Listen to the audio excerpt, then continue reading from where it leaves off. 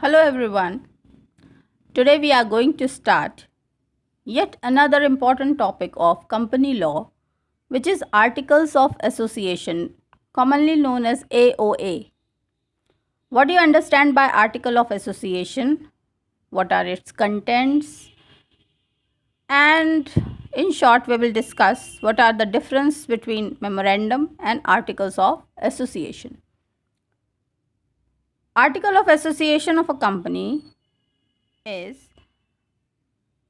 an important document. It contains internal regulations of the company which govern the management of internal affairs of the company. तो ये regulations क्या हैं, rules क्या हैं company के, इसमें ये सब कुछ डॉक्यूमेंटेड होता है जिसके अकॉर्डेंस में कंपनी रन करेगी.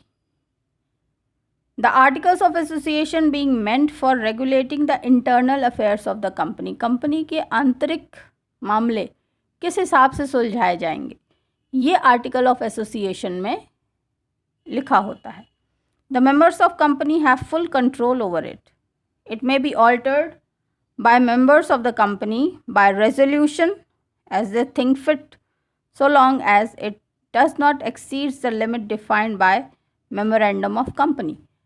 तो जो मेंबर्स होते हैं वो इसमें इसके बारे में डिसीजन ले सकते हैं. इसको अगर वो चेंज करना चाहे तो एक रेजोल्यूशन के माध्यम से वो इसमें चेंज कर सकते हैं. केवल एक बड़ी कंडीशन इसमें लगी रहती है कि इसकी जो लिमिट है वो MOA को क्रॉस नहीं करनी चाहिए, यानी AOA falls under the limit of MOA. So the bigger importance is given to memorandum of association, and on the second that is regarding the internal management of the internal affairs of the company, it is articles of association. The definition and nature of article AOA. Section 2 subsection 5 of Companies Act 2013 defines the term articles, which states the AOA of company as originally framed or as altered from time to time और applied in pursuance of any previous company law और act. तो जब आप company law के अंदर जो definition दी है तो उससे अगर पहल आप इस बारे में पढ़ रहे हैं तो ज़्यादा कुछ भी समझ नहीं पाएंगे. तो इसके लिए हमको थोड़ी सी पुरानी प्रीवियस डेफिनेशंस भी इसकी पढ़नी पड़ेंगी. दस the articles of association of company contain the bylaws. तो आप ऐसा समझ लीजिए कि किसी भी ऑर्गेनाइजेशन के जो बायलॉज होते हैं, जो कॉन्स्टिट्यूशन होता है, जिसके डिटेल्ड कॉन्स्टिट्यूशन कहना चाहिए, each and everything is written in that, कि किसी भी केस में क्या निर्णय लिया जाएगा, क्या प्रोसीजर होगा, ये सब कुछ का जो डिटेलिंग होता है वो AOA में होता है. So it contains the bylaws और rules and regulations which govern the internal affairs of the company and conduct of business. It is of vital importance to the company in as much as it deals with the rights of the members of the company inter se. It is subordinate to and controlled by MOA. ये मैं आपको पहले भी बता चुकी हूँ.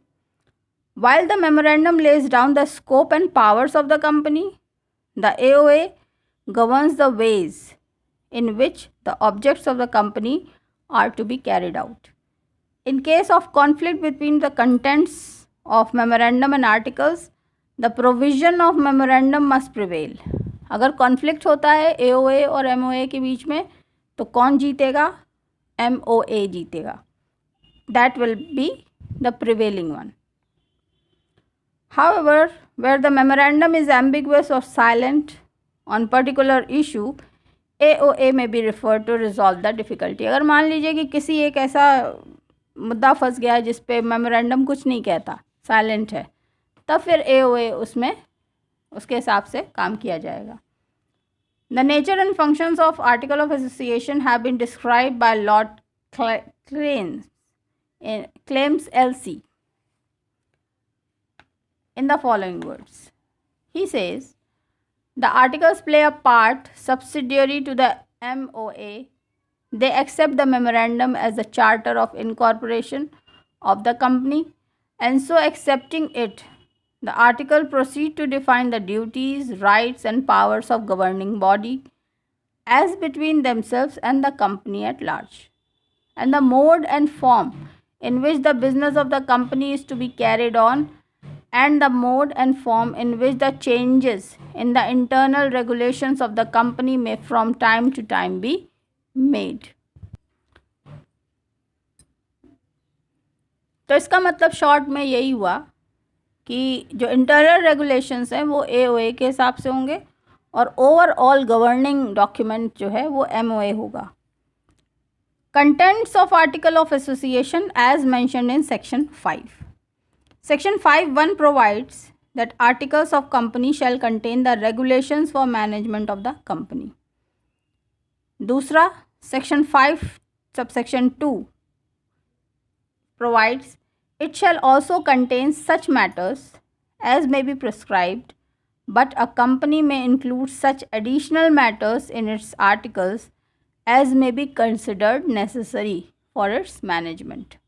The articles may contain, according to Section 5 subsection 3, provisions for entrenchment to the effect that specified provisions of articles may be altered only if the conditions or procedures as are more restrictive than those applicable in the case of a special resolution are met or complied with.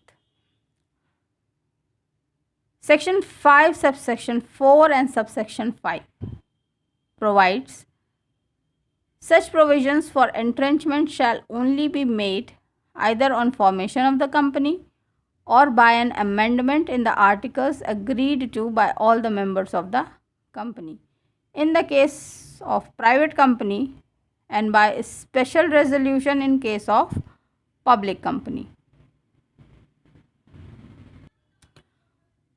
Forms of Article of Association, which falls under Section 5 subsection 6 subsection 7 and subsection 8. तो section 5 के अंतर्गत 3 subsection 6, 7, 8 इसमें forms of article of association है.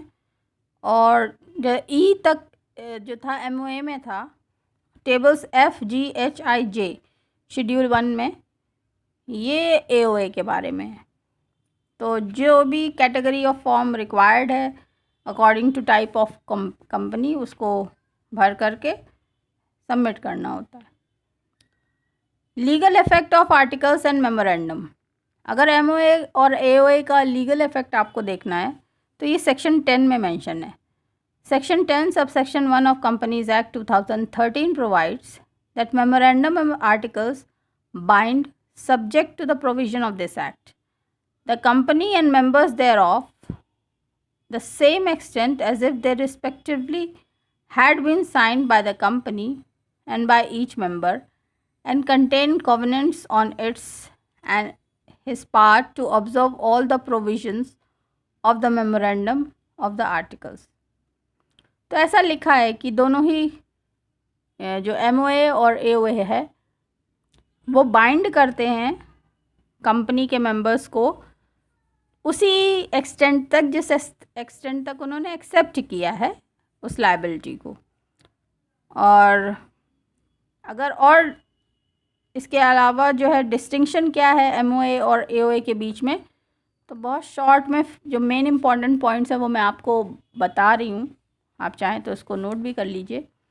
पहला कि MOA internal नहीं है but it is an external rule. ये एक्सटर्नल रूल है कंपनी का, जबकि AOA बाय लॉ है कंपनी का, यानी कि वो इंटरनल रूल्स रेगुलेशंस या कंपनी अफेयर्स के इंटरनल मैनेजमेंट के पॉइंट्स होते हैं. दूसरी बात, it is most important document of the company. अगर आप कंपैरेटिव देखेंगे तो ज़्यादा बड़ी मुद्दे होंगे, कोई ऐसा क्रूशियल बात होगी तो MOA सर्वाइव करता है, प्रिवेल करता है. इसलिए जो ओवर रूलिंग डॉक्यूमेंट है वो MOA है. Therefore AOA is less important as compare to MOA. फिर MOA का तीसरा पॉइंट है कि it is main backbone and foundation of the incorporation of company, जबकि AOA उतना इम्पॉर्टेंट नहीं है, ये इंटरनल मैनेजमेंट के लिए है. चौथी बात, it is a charter of the company. MOA charter of the company है which it states the object, purpose of the company and conditions. जबकि AOA, it is only the body of rules for internal management of the company. It does not mention any object, condition of incorporation. पांचवी बात, it is supreme and paramount document and not subordinate to AOA. It prevails over them. Articles of association are subordinate to MOA. छठवीं important बात, the MOA can be altered by special resolution, but if the alteration involves any change in the name of the company or transfer of registered office from one state to another, it needs the approval of central government. तो ये बड़ा important document है, और अगर change of name करना है company का या ट्रांसफ़र करना है रजिस्टर्ड ऑफिस का एक स्टेट से दूसरे स्टेट में, तो सेंट्रल गवर्नमेंट की प्रायर अप्रूवल इसमें ज़रूरी है. AOA के बारे में ऐसा कोई भी दिक्कत नहीं है. AOA may also be altered by special resolution, but if the alterations have to effect of the conversion of the public company into private, the approval of tribunal is necessary. केवल अगर आपको कंपनी का type ही बदलना है, मान लीजिए public को private में करना है, तो फिर ट्राइब्यूनल की अप्रूवल चाहिए पड़ती है. सातवां इम्पॉर्टेंट पॉइंट, MOA, अगर कोई एक्ट बियॉन्ड द एरिया और एम्बिट ऑफ MOA होता है और उसको रेटिफाई नहीं किया जा सकता, तो उसको अल्ट्रा वायर्स या वाइड माना जाएगा. The act done beyond the articles bye directors can be ratify. लेकिन AOA के केस में अगर मान लीजिए कोई एक्ट ऐसा है जो कि beyond the articles of association हुआ है, तो उसको रेटिफाई किया जा सकता है. MOA में नहीं किया जा सकता, AOA में कर सकते हैं रेटिफिकेशन. आठवां बात, MOA is for the knowledge of share holder या फिर डिबेंचर होल्डर या फिर persons wishing to deal with the company या outsiders which is public at large. तो MOA इज़ फॉर आउटसाइडर्स, जो कंपनी को नहीं जानते हैं, जो उसमें इन्वेस्ट करना चाहते हैं, जो शेयर होल्डर्स है, डिबेंचर ख़रीदना चाहते हैं, तो ये उनके लिए है.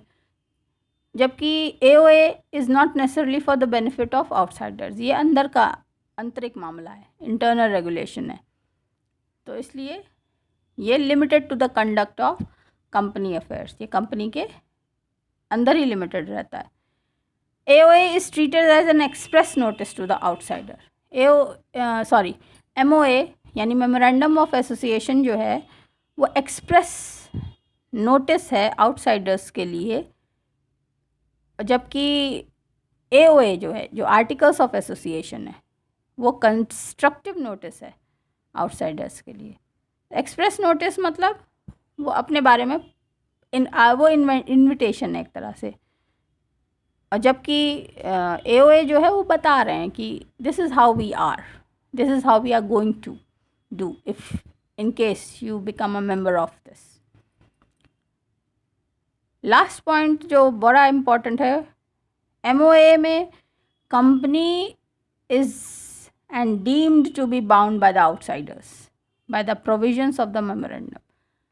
तो जो भी बाहरी व्यक्ति यानी share holders, debenture holders, outsiders, public dealing in with the company, तो ये बाउंड होते हैं MOA के द्वारा कंपनी के साथ. जबकि AOA में company is not bound to the outsider by the provision of articles. तो AOA से जो शेयर होल्डर्स के साथ आपका कोई लेना देना नहीं है. MOA के अकॉर्डेंस में आपका शेयर होल्डर या आउटसाइडर्स इन्वेस्टर्स के साथ रिलेशनशिप कंसिडर होता है. So these were the very few and most important differences between MOA and AOA. I hope this short lecture will be of help to you. Keep studying, keep growing. Bye bye for now.